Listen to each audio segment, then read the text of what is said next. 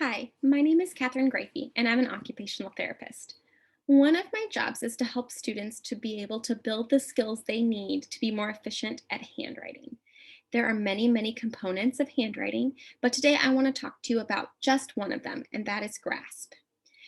I will have attached to this a handout on grasp. And you'll see that on the top of this handout is information about what is an inefficient grasp. So these ones are not very helpful for students as they get older. What we're hoping that by kindergarten or first grade, we're working towards this more functional fingertip grasp. This one is with 3 fingers, a tripod grasp, or this one's with 4, a quadruped grasp.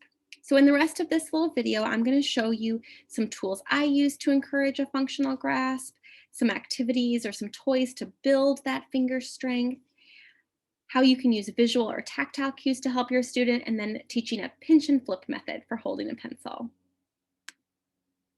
So I will grab those tools right now. So one thing I like to do when I'm helping a student is to pick some tools that they can use. So in this case, these are some short utensils. With a short utensil like this, you cannot grab it with a fist, so you're really encouraged to use your fingertips. So I love to use broken crayons, short pencils. I actually like to use broken chalk. Sometimes I will make letters or draw with it. I'm using my fingertips, those 3 fingers there, which to be able to support that. This is just a piece of sponge that I cut and made it really small. If you wet it a little bit, then kids can even hold it like that and trace letters or even draw like that. I also like to use small tools when I paint. So if I'm painting, I might use a broken Q-tip as my paintbrush.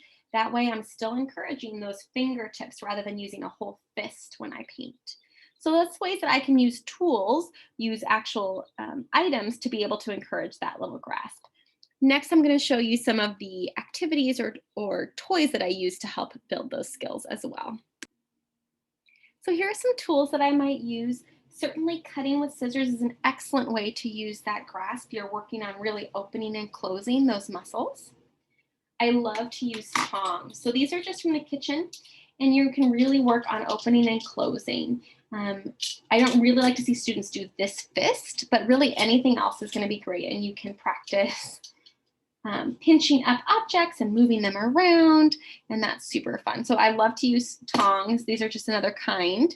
I also will sometimes use clothespins. So in this case, I even wrote the letter A, and I'm going to match it with a lowercase letter a. So you can work on some of your letter recognition that way. You can also do beads. It's a really excellent way to work on using 2 hands together and working on that tiny little grasp. And toys like wind-up toys are great. You can work on that. Opening containers, closing containers, any of those sorts of activities. And even things as simple as stickers. So that's really great. I also like to tear. So I'll show you a couple different ways I use tearing.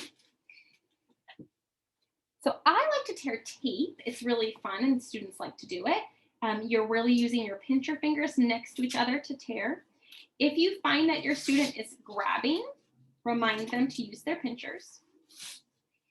If they can't get it, it's too hard, you can start it for them and then let them finish it. I also like to tear with paper. So regular paper, or in this case, this is tissue paper. I work with my pinching fingers and tear it up. The nice thing about this is then look, I can scrunch it up and use my fingertips, and then I can glue it onto a picture and make really beautiful art. So there's lots of fun ways to do that, and you're really working on strengthening those fingertips. The next part of that handout is showing you how to actually use utensils. So let me grab those and I'll be right back. The last part of that handout was really talking about how to actually pick up your pencil. So I like to use my fingertips, and I call it pinch and flip. And what you do is you pinch your pencil kind of down where you need to. So you can pinch it right here. So I'm going to pinch it, and then I'm going to use my other hand to help flip it back. Now it's resting right in the web space. My 3 fingers are holding it, and these 2 are tucked inside, so I am ready to write. So I'll practice pencil pickups where I put my pencil down. We practice pinching the pencil and flipping it back. So you flip it till it hits your hand, and then you're ready to go. If your child needs something to remind them where to pinch their pencils, a lot of crayons and markers have stripes. That's really helpful. So you can say, remember, you got to pinch where the stripe is. So you're going to pinch it and put it back, and it's ready to go. If your student still struggles, maybe they hold it way up here, they hold it down here, but you really want them to be at the bottom, you can use a visual cue. So a piece of tape. This is a piece of pipe cleaner that I just wrapped around the pencil and then just slid it right down here. Just as a way to give them something to remember. Oh, that's where my fingers go. So then that'll help them to get into the right spot. So I hope that gave you some ideas to use alongside that handout. And please enjoy writing with your child and enjoy building their hand muscles in lots of different ways. If your child really is hesitant and doesn't like to write, some of those other activities can still work on the skills you need without having to always be about writing. So I hope you enjoy and take care.